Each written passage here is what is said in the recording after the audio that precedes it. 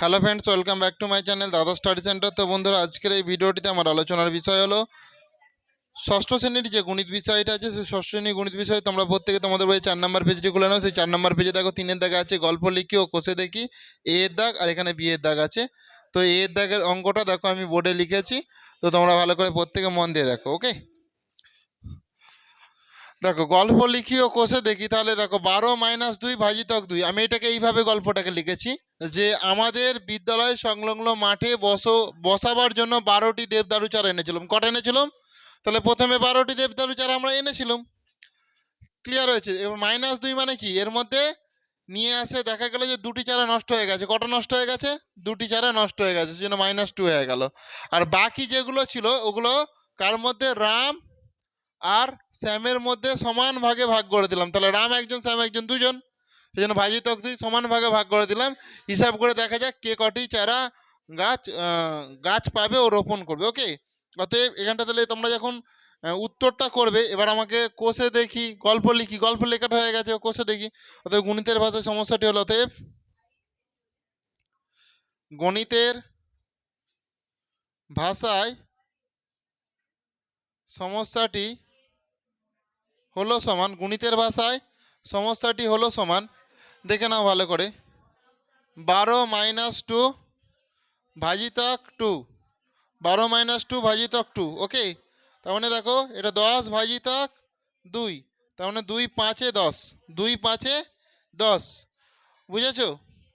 তাহলে এটা কি করব আমরা, বলো প্রত্যেকে।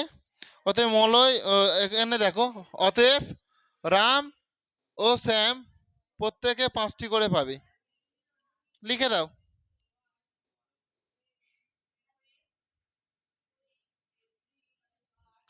অতএব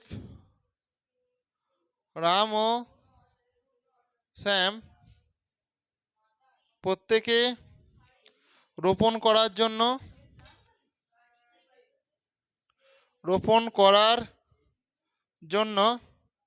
5টি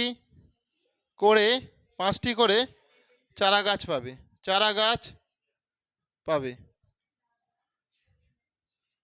অতএব রাম ও শ্যাম রোপণ করার জন্য প্রত্যেকে 5টি করে চারা গাছ পাবে। ওকে, তো প্রত্যেকে করে নাও।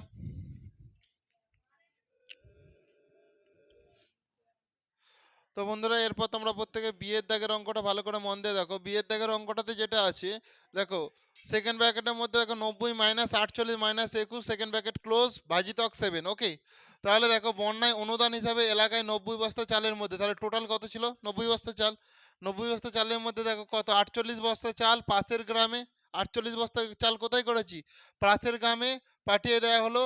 প্রথম দিন 21 বস্তা চাল, তাহলে প্রথম দিন দেখো 48 বস্তা চাল, প্রথম দিন কত? 21 বস্তা চাল। ওই চাল থেকে খরচ করা হলো ও পরের দিন অবশিষ্ট চাল খরচ করা হলো।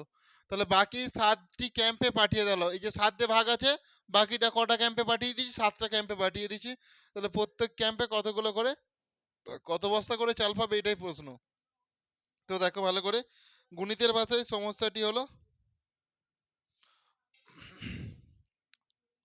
অতএব গণিতের ভাষায়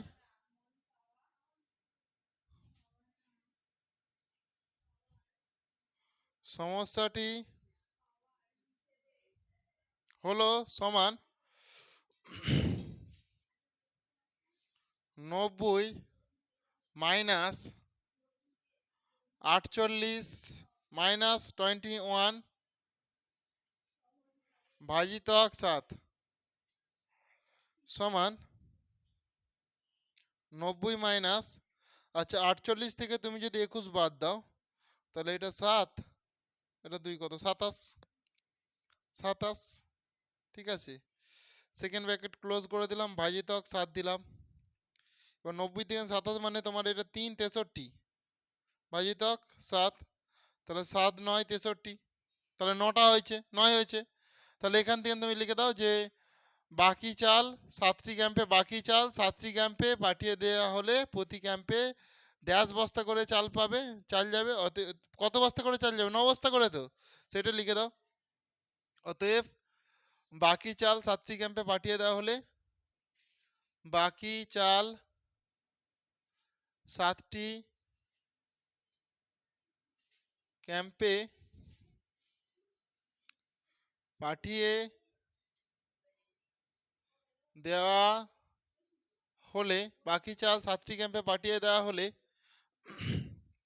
প্রতি ক্যাম্পে কত বস্তা চাল যাবে? প্রতি ক্যাম্পে 9 বস্তা করে চাল যাবে। ওকে, প্রতি ক্যাম্পে 9 বস্তা করে চাল যাবে। বুঝতে পেরেছো? কারো কি অসুবিধা আছে? নেই তো? করে নাও প্রত্যেকে। তো বন্ধুরা, এরপর তোমরা প্রত্যেকে 4 দাগের অঙ্কটা ভালো করে মন দিয়ে দেখো। 4 দাগের অঙ্কটা বলছে গণিতের ভাষায় প্রকাশ করে সমাধান করি। আচ্ছা, রাজদীপের বাবা তার পেয়ারা বাগান থেকে 125টি পেয়ারা প্রতিটি 2 টাকা দামে বারুইপুর বাজারে বিক্রি করলেন। তিনি যে টাকা পেলেন তা দিয়ে প্রতি 5 টাকা দামে 2টি পেন ও 20 টাকা দামে 2টি খাতা কিনলেন। 5 টাকা দামের কটা পেন? 2টি পেন। আর 20 টাকা দামের কটি খাতা? 2টি খাতা কিনলেন। বাকি টাকা দুই ভাই বোনকে মিষ্টি খাওয়ার জন্য সমান ভাগে ভাগ করে দিলেন। রাজদীপ কত টাকা পাবে? ওকে, তাহলে দেখো, পেয়ারা বাগানে 125টি পেয়ারা 2 টাকা দামে বারুইপুর বাজারে বিক্রি করলেন। তাহলে কটা পেয়ারা? 125টা পেয়ারা ক টাকা করে বিক্রি করলেন? 2 টাকা করে বিক্রি, সেই জন্য গুণিতক 2। এরপর কি করেছে? ওখান থেকে যে বিক্রি করেছে বাজার থেকে তো টাকাটা পেয়ে গেছে। এরপর সেই টাকা দিয়ে কি কিনবে? দেখো এখানে বলেছে যে 5 টাকা দামে 2টি পেন কিনলো। তাহলে 5 টাকা দামে 2টি পেন, তাহলে 5 গুণিতক 2। আর কি কিনলো? 20 টাকা দামে 2টি খাতা কিনলেন। তাহলে 20 গুণিতক 2 টাকা দামের খাতা কিনলেন। এটা কেনার পর বলছে যা বেশি হয়েছে, বলছে যা তোরা 2 ভাই বোনে খাবার খেয়ে নে, মিষ্টি খেয়ে নে। ঠিক আছে? তাহলে এটা কেনার পর তাহলে যেটা আছে সেটা 2 ভাই বোনকে কি সমানভাবে ভাগ করে দিতে হবে, তার মানে ওই জন্য ভাজিতক 2। বুঝেছো? এবার এটা করলে আমি উত্তরটা পেয়ে যাব যে রাজদীপ কত টাকা পেল। দেখে নাও ভালো করে। তাহলে এখান থেকে তো তোমরা যেটা করবে, 125কে তোমরা 2 দিয়ে গুণ করো। এই যে 125 আছে, 125 একে তোমরা যদি 2 দিয়ে গুণ করো, দেখো 5 দুগুণ 10, 0 থাকে 2 দুগুণে 4 একে 5, 2 একে 2, তোমরা কত হয়ে যাবে? 250 মাইনাস। আচ্ছা, এখানে দেখো এটা থার্ড ব্র্যাকেট দিয়ে দাও। এখানে দেখো সেকেন্ড ব্র্যাকেট দেখে নাও ভালো করে। এখানে দেখো 5 দুগুণে কত হবে? 10 যুক্ত 20 দুগুণে কত হবে? 40। সেকেন্ড ব্র্যাকেট ক্লোজ করে দিয়ে থার্ড ব্র্যাকেট ভাজিতক 2 সমান, দেখো 250 মাইনাস, তাহলে এটার সঙ্গে এটা যোগ করলে কত হবে? 50 ভাজিতক 2।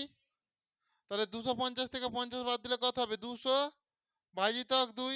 তাহলে 200 টাকা যদি দুজনকে ভাগ করে দিস 100 টাকা করে পাবে তো, সেই জন্য উত্তর হবে 100। এটাই উত্তর। অতএব দেখলাম রাজদীপ 100 টাকা পাবে। অতএব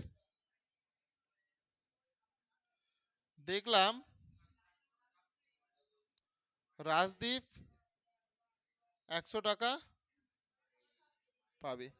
তো বন্ধুরা, আজকের ক্লাসটা তাহলে আমি এখানেই শেষ করলাম। আর ক্লাসটি তোমাদের কেমন লাগলো তোমরা তা প্রত্যেকে কমেন্টে জানিও। আর ক্লাসটি যদি তোমাদের প্রকৃত ভালো লেগে থাকে তাহলে অবশ্যই তোমরা বেশি বেশি পরিমাণে একটু বন্ধু বান্ধবদের মধ্যে শেয়ার করে দিও।